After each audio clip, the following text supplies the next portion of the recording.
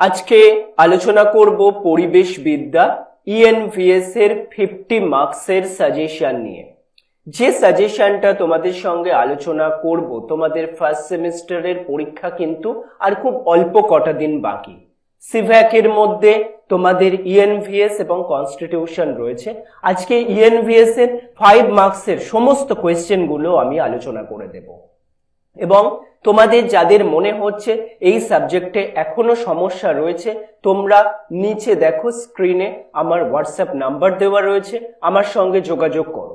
এই কোয়েশ্চেনের আনসার গুলো আমি তোমাদেরকে প্রোভাইড করে দেব। জাস্ট যে যারাই তোমরা এই মুহূর্তে আমার ইউটিউব চ্যানেলে ভিডিওটি দেখছো, তারা ইমিডিয়েটলি আমার সঙ্গে হোয়াটসঅ্যাপে যোগাযোগ করো। আমি তোমাদের কিন্তু এই পিডিএফ ফাইলটা, মানে যেখানে তুমি সমস্ত আনসার গুলো পেয়ে যাবে, সেটা কিন্তু আমি তোমায় দেব খুব অল্প মূল্যের বিনিময়ে। তোমার সেমিস্টার পরীক্ষা কিন্তু খুব ভালো হবে, আমার উপর ভরসা করতে পারো। বহু দিনের আমার কিন্তু বহু স্টুডেন্টকে পড়ানোর অভিজ্ঞতা, প্রায় 15 বছরের ওপরে আমি সিইউ এর বিভিন্ন স্টুডেন্টদের পড়িয়ে থাকি। সুতরাং যে কোয়েশ্চেন গুলো আমি দেব এবং তার আনসার গুলো একদম আইডিয়াল আনসার, যেগুলো লিখলে তুমি বেশ ভালো একটা নাম্বার ক্যারি করতে পারবে। তাহলে সাজেশন 2025 সিভ্যাক সেমিস্টার 1 আলোচনা করছি। 5 মার্কসের কোয়েশ্চেন নিয়ে তোমাদের ইউনিটে ভাগ করা থাকে। আমি ফার্স্টে ইউনিট 1-এ কোন কোয়েশ্চেন গুলো ইম্পর্টেন্ট একটু দেখে নাও। ইউনিট 1 এর ফার্স্ট কোয়েশ্চেন, পরিবেশ বিদ্যার সংজ্ঞা দাও এবং এর গুরুত্ব আলোচনা করো। এই কোয়েশ্চেনের আনসার গুলো কিন্তু আগেই বললাম, তোমরা যদি পেতে চাও হোয়াটসঅ্যাপ নাম্বারে এখনই যোগাযোগ করো। আমি কিন্তু তোমাদের যতটা সম্ভব আমার তরফ থেকে আমি তোমাদের হেল্প করব।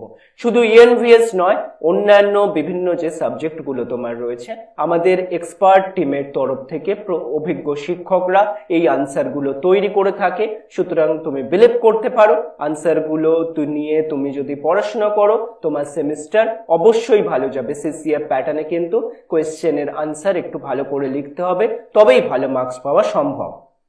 তার পরবর্তী কোয়েশ্চেন, পরিবেশ বিদ্যার বহুমুখিতা সম্পর্কে আলোচনা করো। পরবর্তী কোয়েশ্চেনটাও খুব ইম্পর্টেন্ট, পরিবেশ বিদ্যার পরিধি আলোচনা করো। স্থিতিশীল উন্নয়নের ধারণা ও স্থিতিশীল উন্নয়নের লক্ষ্য আলোচনা করো। মিশন লাইফ ও লো কার্বন লাইফস্টাইল আলোচনা করো।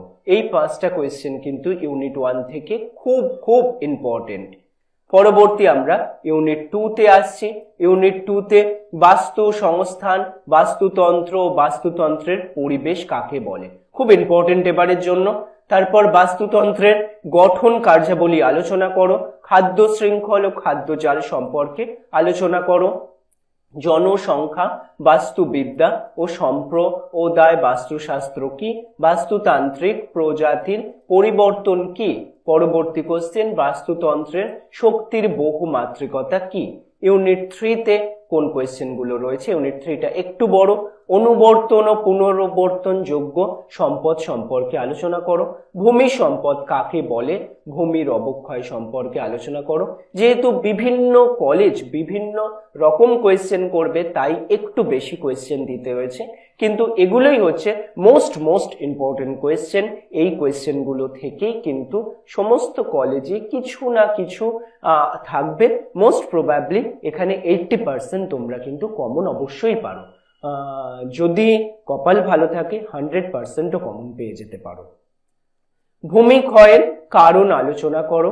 মরুকরণের কারণ আলোচনা করো। এই কোয়েশ্চেন গুলো কিন্তু ভালোভাবে করে নিতে হবে। এমনিতে বাজার চলতি যে সমস্ত বই রয়েছে বা তোমাদের টেক্সট বই রয়েছে, তাতে কিন্তু প্রচুর কোয়েশ্চেন রয়েছে। বিভিন্ন স্টুডেন্টের তরফ থেকেই রিকোয়েস্ট আছে, স্যার কিছুটা শর্ট করে সাজেশন দিন, এই অল্প সময়ে সব করা সম্ভব নয়। তাই তোমাদের কথা ভেবেই কিন্তু এই মোস্ট ইম্পর্টেন্ট কোয়েশ্চেন গুলো আমি তোমাদের জন্য দিলাম। শুধুমাত্র কোয়েশ্চেন নয়, আনসার যদি তোমরা পেতে চাও অবশ্যই যোগাযোগ করো। তার পরবর্তী, অরণ্য সম্পদের গুরুত্ব কি, অরণ্য হ্রাসের কারণ ও ফলাফল আলোচনা করো। স্থাবর ও ভূপৃষ্ঠস্থ ও জল সম্পদের অতিরিক্ত ব্যবহার আলোচনা করো। খরা ও বন্যার কারণ আলোচনা করো। শক্তি সম্পদ কাকে বলে, শক্তি উৎপাদন পরিবেশের প্রভাব আলোচনা করো। বিকল্প ও অপরিচিত শক্তির ব্যবহার আলোচনা করো। সবুজ শক্তি কি, প্রাকৃতিক সম্পদ অ্যাকাউন্ট কি। তারপর আমরা আসছি ইউনিট 4-এ কোন কোয়েশ্চেন গুলো ইম্পর্টেন্ট। জীব বৈচিত্র্যের স্তর সম্পর্কে আলোচনা করো, জিনগত বৈচিত্র্য, প্রজাতিগত বৈচিত্র্য, বাস্তুতান্ত্রিক বৈচিত্র্য। তারপর বায়োডাইভার্সিটি হটস্পট কাকে বলে, এনভিএসএম কি। এই বায়োডাইভার্সিটি কোয়েশ্চেনটা কিন্তু খুব ইম্পর্টেন্ট, বিগত বছরগুলো অনেক কলেজে কিন্তু এই কোয়েশ্চেনটা দেওয়া হয়েছে। ভারতবর্ষকে মেগা ডাইভার্সিটি বলা হয় কেন, ইন সিটু ও এক্স সিটু সংরক্ষণ কি, খুব ইম্পর্টেন্ট কোয়েশ্চেন কিন্তু। সুরক্ষিত ক্ষেত্র ও নেটওয়ার্ক কাকে বলে, বায়ো ও প্রামটেসিং এবং বায়ো ও পাইপেসিং কাকে বলে।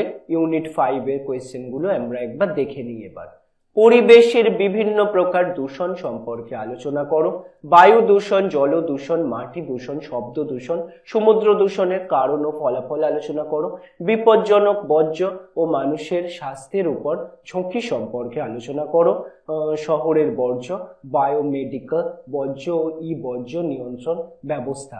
ই বর্জ্যটা কিন্তু এর মধ্যে বেশি ইম্পর্টেন্ট। টিকা, বিশ্ব উষ্ণায়ন, জলবায়ু পরিবর্তন, ওজোন স্তর ও পরিবেশের উপর অম্লবৃষ্টির প্রভাব আলোচনা করো। এই ছিল আমাদের আজকে ইভিএস এর সব থেকে ইম্পর্টেন্ট কোয়েশ্চেন, যেগুলো এবারে তোমাদের সেমিস্টার 1-এর জন্য ইম্পর্টেন্ট কোয়েশ্চেন গুলো বললাম।